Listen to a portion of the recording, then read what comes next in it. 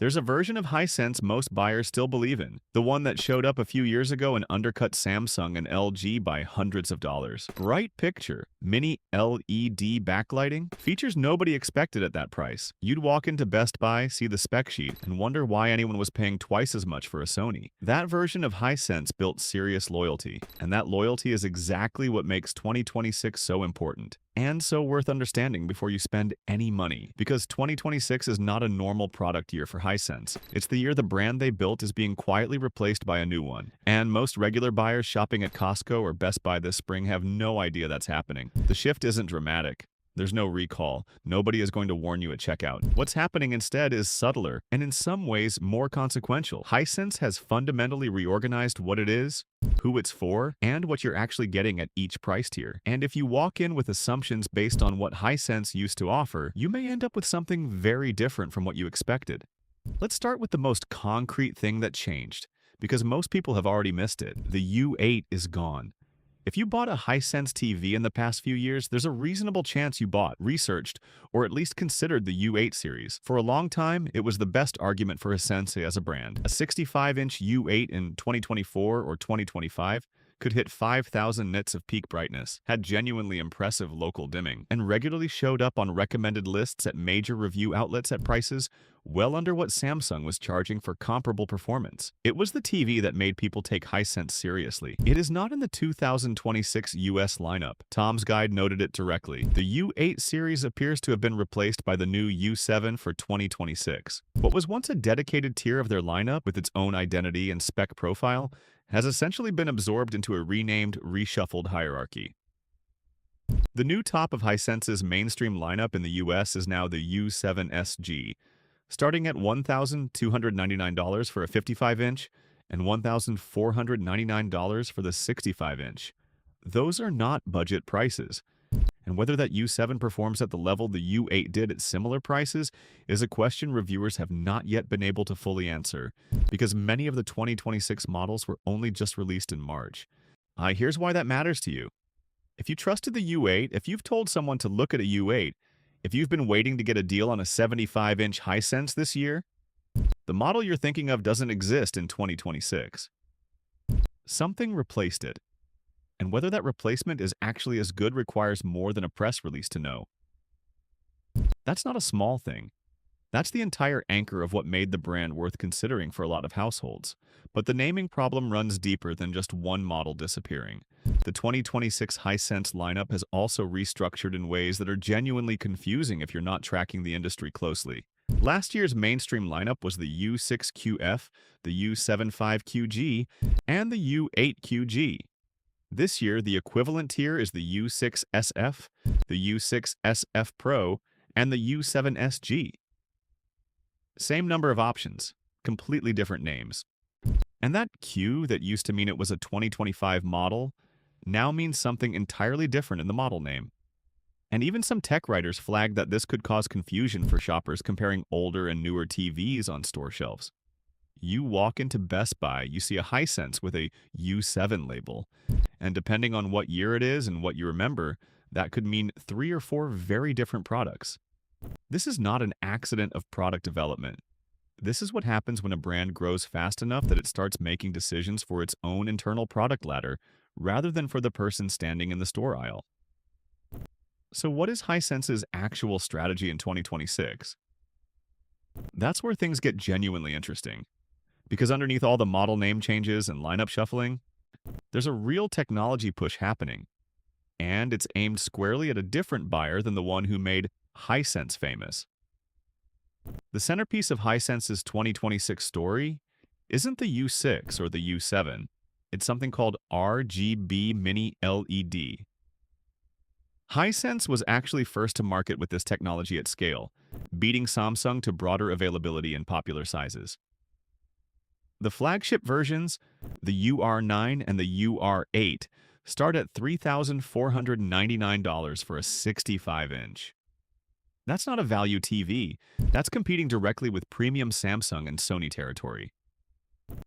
The way RGB Mini LED works in practical terms is that instead of a standard backlight behind the panel, it uses separate red, green, and blue LEDs working together. The result, in theory and in demonstration rooms, is more accurate color and better contrast. Hisense claims the UR9 can cover 100% of the BT 2020 color space, which is the standard that defines the full range of color. Modern HDR content is mastered to reach. That's a real spec.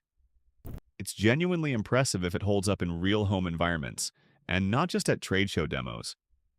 Here's the part that regular buyers need to sit with. This is a pre-order and early adopter market right now.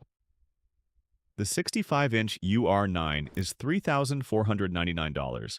It does not support HDMI 2.2, which some expected at that price point. It hasn't gone through the kind of extended independent testing that tells you how it actually behaves in a normally lit living room with cable TV, streaming apps, and a sports game on. You are paying a significant premium right now for technology that is genuinely new and hasn't been stress tested in the real world at scale. Hisense knows this. That's partly why they launched the U6 and U7 at the same time, to give the mainstream buyer something to buy while the flagship technology matures. But that split strategy creates a real question for the person shopping at Costco this spring. Which version of Hisense am I actually dealing with? Because here's what is quietly true about Hisense in 2026, and this is the part most buyers are going to miss entirely. Hisense is no longer positioning itself as the underdog value brand. It is actively trying to become a tiered premium player, the same kind of brand it used to undercut. The UR9 at $3,499 is not a value play. The 116-inch U7 SG is listed at $19,999. That's not a typo. $19,000 from Hisense, the same brand that built its reputation on being the TV you buy when you don't want to overpay. This is a company in transition, and when a brand is in transition, the group that tends to get the worst deal is the loyal middle-class buyer who trusted the old version of the brand and is now standing in a store trying to figure out whether the new version still applies to them. The U6 and the U7 are still trying to serve that buyer. The U7 SG at $1,299 for a 55-inch is not an outrageous price for what's described on the spec sheet. 3,000 nits of peak brightness, 165 Hz refresh rate, mini LED backlighting with full array local dimming, and support for ATSC 3.0 for future broadcast quality. On paper, those are real specs, and Hisense has a track record of delivering on paper specs better than most brands at this price range. That history still matters, but the landscape around that TV has changed. Hisense is now competing in a market where TCL is also bringing aggressive technology to similar prices, where Samsung has its own 2026 lineup, and where tariffs on Chinese electronics remain a background pressure that could affect pricing as the year goes on. Hisense recaptured the number 2 spot globally in TV shipments in mid-2025, partly by aggressively cutting prices to gain share. That kind of market share strategy is different from the quiet value engineering that made their earlier lineup so compelling. What all of this means for someone who is actually shopping for a TV this spring comes down to a few specific truths. The first is that the model name you remember probably doesn't mean what it used to. If the U8 was your benchmark, that benchmark no longer exists. The U7 may be its effective replacement, but that's not confirmed by independent testing yet. The second is that Hisense is charging more at the top of its lineup than it ever has before. Whether that's justified by genuine technology improvement is still being evaluated. Walking in and assuming the brand still operates the way it did 2 or 3 years ago could lead you to spend more for something different from what you expected. The third is that the mid-range U6 and U7 models are still likely the most relevant to most households, and they may still offer real value the way Hisense has historically delivered it. But there are significantly fewer completed, independent reviews of the 2026 lineup than there should be before major purchase decisions get made. The U7 SG only went on sale at Best Buy in March 2026. The U6 series is still rolling out to retailers. The fourth is the most important. When a brand restructures its lineup, changes its naming conventions, removes a beloved tier, and simultaneously pushes into premium territory, The people who get hurt most are the ones who trusted the old version and didn't notice the change. They walk in, they see the Hisense logo, they assume continuity, and they buy something they didn't fully evaluate because they thought they already understood the brand. That's the moment Hisense is at right now. The brand that undercut everyone on value is building towards something different. The U6 and U7 may still deliver honest value, but they're arriving in a lineup that is harder to read, at a moment when the company's direction is pointed away from the buyer who trusted them most. None of that means that TVs are bad. It means the assumptions buyers are carrying into the store don't match the product reality anymore. And the gap between old assumptions and current reality is almost always where the regret lives.